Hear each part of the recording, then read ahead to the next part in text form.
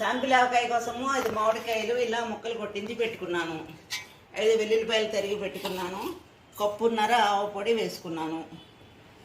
1 cup కారము, 3 వంతులు ఉప్పు పెట్టుకున్నాను. 2 చెంచాలు మెంతులు, అర చెంచా పసుపు. ఆవు పొడి దాంట్లో ఒక్కొక్కటి వేస్తున్నాను. ఉప్పు, కారము,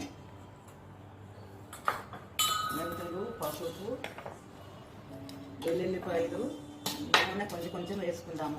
కొంచెం వేసుకుని ముక్కలు కలిపేసుకుందాము.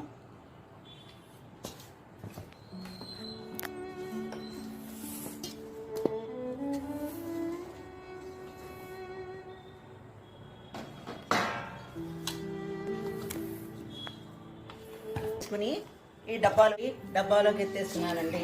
3వ రోజు తిరగ కలుపుకుని ఉప్పు సరిపోయిందో చూసుకుని వేసేసుకోవడమేనండి.